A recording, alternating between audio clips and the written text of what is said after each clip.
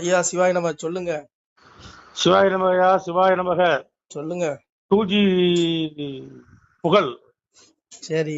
ராஜா ராசா ராசா சரி. அந்த ராசா கேஸுக்காக வந்து ஏதோ கோர்ட்டுக்கு வர்றாரு. சரி. அப்ப வந்து பாத்தீங்கன்னா ஜனம் டிவிக்காரங்க வந்து வீடியோ எடுக்கிறாங்க. சரி. உடனே அவர் சொல்லிக்கிறார், தனத்தானே பெருமையா வெக்கம் இல்லாம சொல்றாரு, வெக்கமே இல்லாம சொல்றாரு. சரி. என்ன திருடுங்கிற எண்ணமே வரல, திருடுங்கிற எண்ணமே வரல. என்ன சொன்னாரு சொல்லுங்க. 2G பார்த்த வராமா. சரி. அதனால நீங்களா என்னையா அப்படின்னு ஒரு கேவலமா. சரி. ஒரு ஒரு ஒரு மெத்தன அந்த திமுரும்பாங்கல்ல, அந்த திமுரோட தவற செஞ்சு என்ன அகங்காரம் ஆணவம் வேற என்ன பேசுறாப்ல. சரி. இதுக்கு யாரு காரணம்? இருங்க. மோடியும் அமித்ஷா வேடிக்கை பார்த்துட்டு இருக்காங்க. எத்தனை வருஷம் அந்த கேஸ் நடக்குது? அதுதான் சொல்லு. இதுக்கு காரணம் யாரு? இவங்க 2 பேரும் தான் நான் சொல்லுவேன். நான் இல்லைங்க. இன்னைக்கு லட்சம் பாஜக தொண்டர்களுக்கே ஒரு வெறுப்பு உண்டாயிருச்சு. ஏன்னு கேட்டீங்கன்னா, எங்க நீ ஊழலை ஒழிப்பேன்னு சொல்ற 13 வருஷம் 12 வருஷம் ஆச்சு ஆட்சிக்கு வந்து என்னது இவங்களை இன்னும் விட்டு வேடிக்கை பாக்குறாங்கன்னா, ஆராசா பேசலங்க.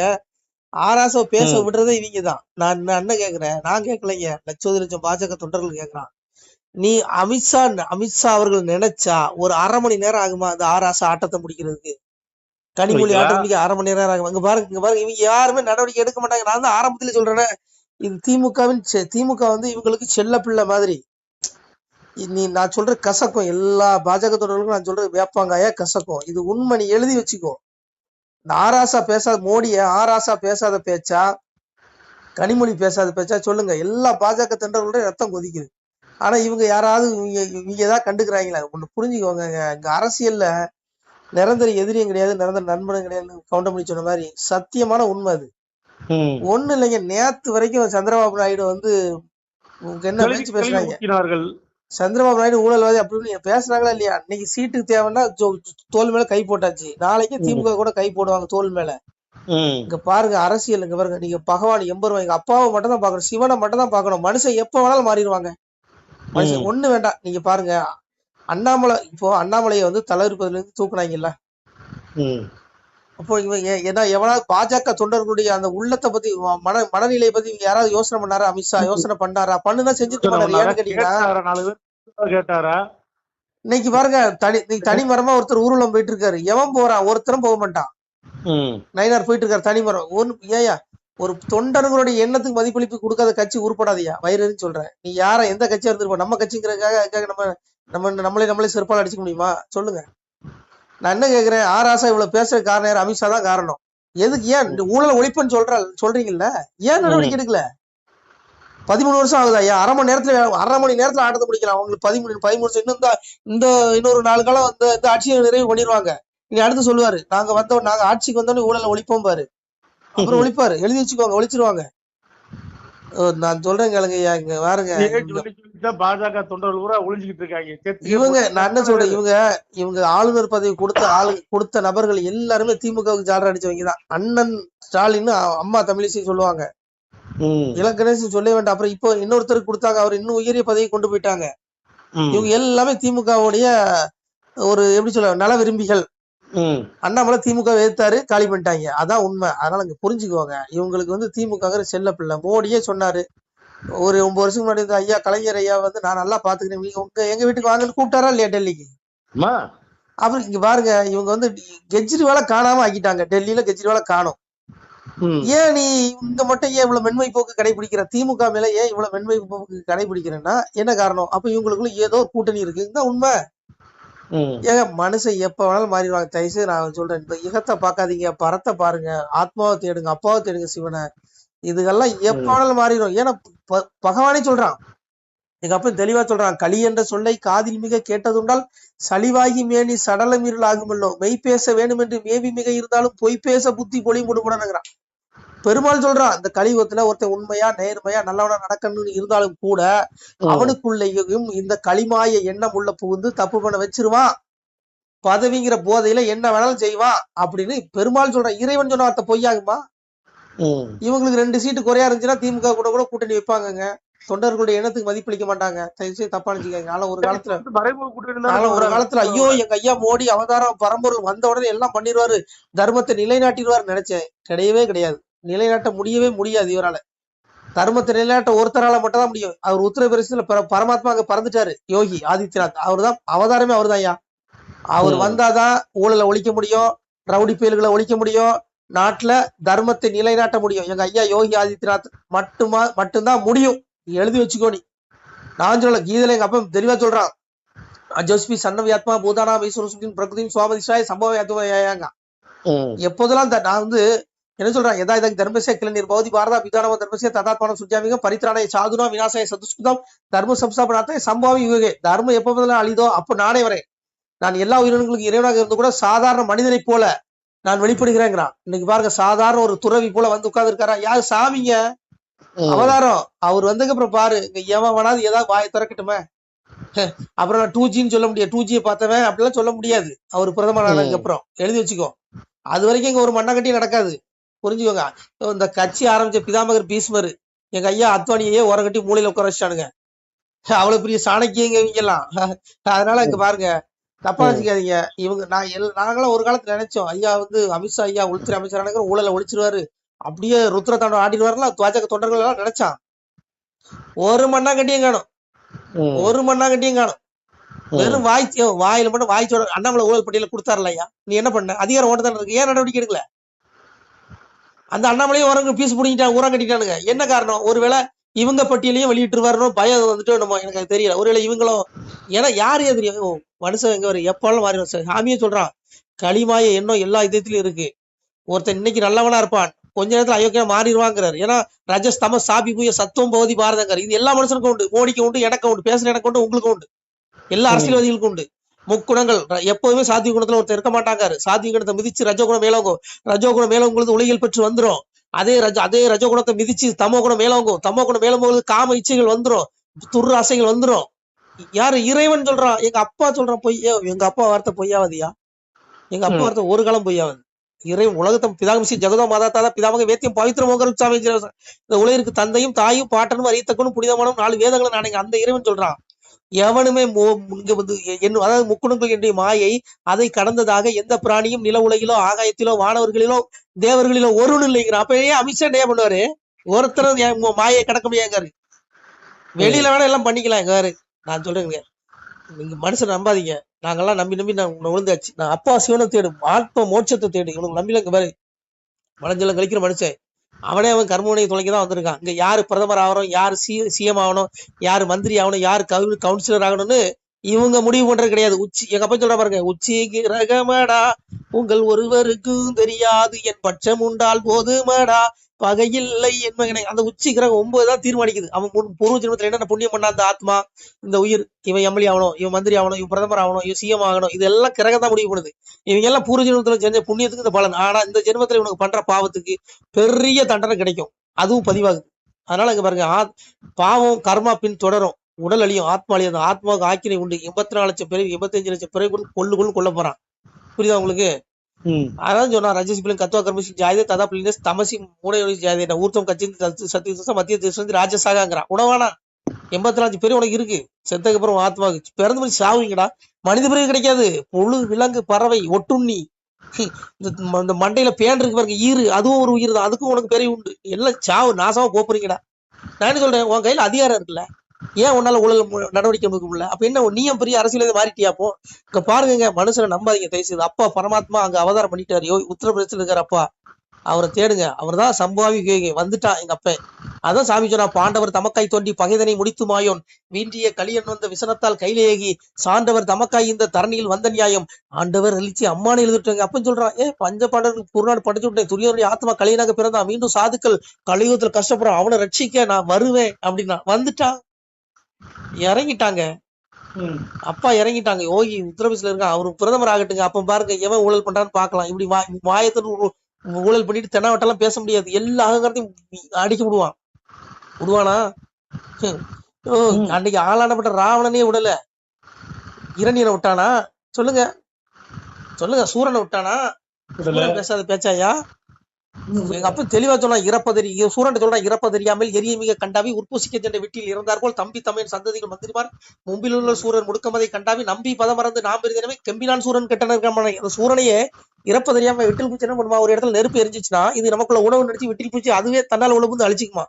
அது போல ஏன் சூரா உனக்கு நான் புத்தி சொல்றேன் கேளு. இந்த வெட்டில் பூச்சி நிலைமை உனக்கு ஆயிடும். தீர்ச்சையுடன் புத்தி செவ்வாய் நிறுத்தி ஒரு மோட்சம் முடுக்கமதி விட்டுட்டான். அகங்காரத்தை விட்டுட்டா. இன்னைக்கு ஆராசா பேசுறா பிறகு அகங்காரம், இந்த அகங்காரம் சூரமத்துவம் எனக்கு அந்த அகங்காரத்துல வந்து அன்னைக்கு சொல்றான். அகங்காரத்தை விட்டுரு, நல்லது செய், மோட்சத்துக்கு வெளியே தேடி, இறப்புக்கு அப்புறம் நீ முக்தியை தேடி, இல்லைன்னா 84 லட்சம் பிறகு கொடுத்து உனக்கு கொல்லுவானா பரமாத்மானா. அதுதான் இந்த ஆராசாவுக்கு நடக்கும். இந்த அரசியல் பேருக்கு அவ்வளவு இது நடக்கும். இதை தடுக்காத மோடிக்கும் அது கிடைக்கும். இந்த ஊழலை தடுக்கலாம் மோடிக்கு 84 லட்சம் பேர் எடுப்பாரு. அமித்ஷா 84 லட்சம் பேர் எடுப்பாரு. எங்க அப்பா கொடுப்பான். அவனுக்கு ஏன் ஆளு வாழ் கணக்கு கிடையாது. அவனுக்கு எல்லாம் நடுநிலை தான் இருப்பான்.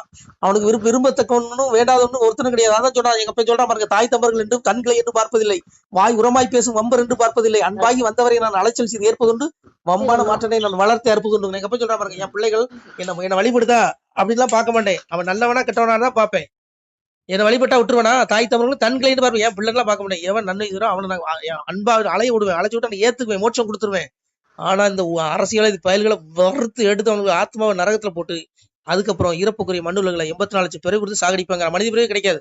அவன் மீண்டும் இந்த ஜென்மா எடுக்கிறதுக்கு 84 லட்சம் பிறகு எடுக்கணும். இந்த ஆராசவன் சரி, இந்த குற்றத்தை தடுக்காதவனுக்கும் தண்டனை உண்டியா. மண்டலத்தோர் செய்த பாவம் மன்னனிச்சர் திண்டிர மனசு மக்களை சேருங்க. வயிற்றுச்சல நான் பேசுறேன், விடிய பேசுவேன். நான் பாருங்க அவ்வளவு இருக்கு இவனுக்கு ஆக்கினாதான் சாமி சொன்னா, வையகத்தில் போய் கொலை களவு மாது சூது பிறன்முகம் செய்யாத தீவினைகள் செய்தவர்கள் உண்டுமானால் அகில கிடங்கில் வாழுகின்ற ஆளி புழுக்கு இறையாவே. முன்கணக்கும் பின்கணக்கும் முதல் கணக்கும் நான் கொடுக்கு கணக்கை எரிந்து விட்டேன், கனக வழி துரத்தி விட்டேன், வாழும்பள்ளி மேலவாசல் ஒன்றை எடுத்து விட்டேன், பட்டம் தனையத்து அவர்கள் பாறை சிறை விட்டுவிடுவாங்க. ஆத்மாவுக்கு தான் தண்டனை. பாவி அவன் சத்து பஸ்மமாய் போனாலும் ஆவியை கண்டு ஆக்கினைகள் செய்திருவாங்க. உடல் அழிஞ்சிரும்டா, ஆத்மா அழியாது. நீ செஞ்ச பாவம் அத்தனை மூட்டையும் தூக்கி தானே வருவாங்க. ஒன்று எங்க போடுறான் புழு. ஒரு கடல் இருக்குதா நரகத்துல, அந்த உலகம் நீ நிஷ்டையில பாக்கலாங்க. எங்க அப்பா நீ பார்க்காமலாம் கிடையாது. உன்னுடைய ஆத்ம பூர்வத்தில் நிஷ்டையில தரிசனம் கொடுப்பான். அதனால அங்க பாரு, அந்த கடல் வந்து புழுவா இருக்குமா, அந்த கடல்ல கொண்டு போடுவானே ஆத்மா. அதுக்கப்புறம் இறப்புக்குரிய மண்டலங்களை 84 லட்சம் பேர் கொடுத்து சாகடிக்கிறான். அதனால பாருங்க, பேசுற நானும் தப்ப முடியாது, நீங்களும் தப்ப முடியாது. அகங்காரம் பிடிச்ச ஆராசா ஒரு நாள் தப்ப முடியாது. அதான் எங்க அப்பா சொன்னா, சட்டாலே வாழ்வு சகடருக்கே வரிகள் கற்றோரை ஆயிடும் கண்டறிவேன் போனியன்பான். முள்முருங்கை பூ மினுக்கு 3 நாளை கல்லரோட வாழ்வு காணும் அது போல் மினுக்கு. அந்த அற்ப பயல்களுக்கு கொஞ்சோல பதவி வந்துட்டான், ஐயோ அவனும் ஆட்டம் தாங்க முடியாதான். முள்முருங்கை பூ 3 நாள் மினுக்குமா பலன்னு, 4வது நாள் அழிஞ்சு கருகி விழுந்துருமா. அது போல இந்த படுபாய்களுடைய வாழ்வு அஸ்தமிக்குங்க. இவங்க மேல நடவடிக்கை எடுக்காத அமித்ஷாவுக்கும் அந்த தண்டனை கிடைக்குங்க. இவங்க மேல இந்த ஊழல் மேல இவங்களை இந்த பெருச்சாளிகளை ஆட விட்டு வேடிக்கை பாக்குற மோடிக்கு அந்த தண்டனை கிடைக்குங்கிறான். இங்க பாருங்க, மோடி கிடையாது, நான் கிடையாது, நீங்க கிடையாது. இந்த பிரபஞ்சத்துல பிரகிருதி எல்லாம் பார்த்துட்டு தான் இருக்கான், உடம்பான்ட்டான். அதான் சொன்னான், காயக்காரன் மாயசித்தம் அனுபவம் கண்காணா பெருவெளியும் அவரவர் செய்யும் கூட்டம் உங்களை ஆண்டினார் எறிவேனையா. முட்டாள்களே, நான் உங்க கண்ணுக்கு தெரியாத மறைபொருள். ஆனா நீங்க செய்யற பாவங்கள் எல்லாம் எனக்கு மறைபொருள் அல்லடா, எல்லாம் எனக்கு தெரியும். நீ மனசுல என்ன நினைக்கிறேன்னு கூட எனக்கு தெரியுங்க. ஒரு பெண்ணை ஒருத்தன் தவறான மனசுல, நீ அந்த பெண்ணோட நீ தவறான முறையில் நடக்க வேண்டாம், அந்த பெண்ணோட நீ உடலுறவு பண்ண வேண்டாம். ஆனால் நீ அந்த பெண்ணை மனசால தவறா நினைச்சா கூட அதுக்கு அந்த பெண்ணுக்கு விபச்சாரம் செய்து கூட தண்டனை உண்டுங்க. அந்த பெண்ணை நீ தப்பா பார்த்ததுக்கே தண்டனை உண்டுங்கிறான். அப்புறம் சும்மா விடுவானா? நீ மனசுல என்ன நினைக்கிற வரை கூட எங்க அப்பாவுக்கு தெரியுங்க. எங்க அப்பா சாதாரண கிடையாது. ஏகமதாய் நிறைந்த பரன் இருந்துள்ள ஆளுகிறேங்க. ஏகம்னா அனைத்திலும் வியாபித்திருக்க பரபிரம்மமாகிய சிவபெருமான், 96 தத்துவம் சதாசிவமாகி எங்க அப்பன் ஈஸ்வரன் உலகத்தையே ஆள்றான். இங்க மோடி ஆளல, ட்ரம்ப் ஆளல, புட்டின் ஆளல, உலகத்தை ஆளுறது அவன். புரிஞ்சுக்கோ. நம சிவாய. திருச்சிட்டம்பலம். சிவாய நம. திருச்சிட்டம்பலம், தில்லையம்பலம், பொன்னம்பலம். சிவாய நம. உறவுகளே, சிவ அன்பர்களே, தற்போது தாங்கள் இந்த வீடியோவில் பார்க்கக்கூடிய இடத்துல ஒரு சிவாலய திருப்பணி ஒன்று நடந்து கொண்டிருக்கிறது. இந்த இடத்துல பார்த்தீங்கன்னா, முன்பு ஒரு காலத்தில் வந்து ஒரு சிவாலயம் இருந்திருக்குது. அதாவது இந்த ஏரியா வந்து இப்போ வந்து ஒரு தென்னை மரங்கள் பனைமரங்கள் சூழ்ந்த காடாக இருக்கிறது. முன்பு ஒரு காலத்தில் இங்கே ஒரு ஊர் இருந்ததாக சொல்கிறாங்க. ஆனால் இப்போது சுற்று வட்டாரத்தில் 5 கிலோமீட்டர் சுற்றுலாவில் ஊரே கிடையாது, காடு. இப்போ இந்த இடத்துல ஒரு சிவாலயம் வந்து அமையிருக்கிறது.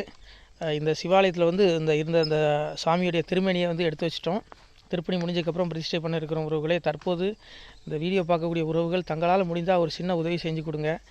எங்கள் இடத்துல பொருளாதாரம் இல்லை, அதனால் பார்த்திங்கன்னா அந்த வேலையெல்லாம் அப்படியே நின்று போச்சு. பாருங்கள், இந்த அப்படியே பாதியிலே நிற்கிது இந்த சிவாலய திருப்பணி வந்து. பக்த கோடிகள், அன்பு உள்ளங்கள், தயவுசெய்து நீங்கள் உதவி செய்ய விருப்பமுள்ள உறவுகள் உதவுங்க. உங்களுக்கு கோடி புண்ணியம் கிடைக்கும். இந்த சாமியோடைய அருள் அனுகிரகம் உங்களுக்கு கண்டிப்பாக கிடைக்கும். இது வந்து ஒரு புகழ்பெற்ற சிவாலயம் கூட சொல்லலாம். சாமியோட திருமேனியை எடுத்து வச்சிட்டோம். இந்த இடத்துல பார்த்திங்கன்னா ஒரு வாசி தண்டம் இருக்குது. அந்த காலத்தில் ஒரு முனிவர் யாரோ தவம் செஞ்சுருக்காங்க. அவங்களுடைய வாசி தண்டம் அவர் திருக்கரங்களால் எழுதின ஓலைச்சுவடி கூட இன்றும் இருக்குது, இன்னும் பாதுகாக்கப்பட்டு வருது.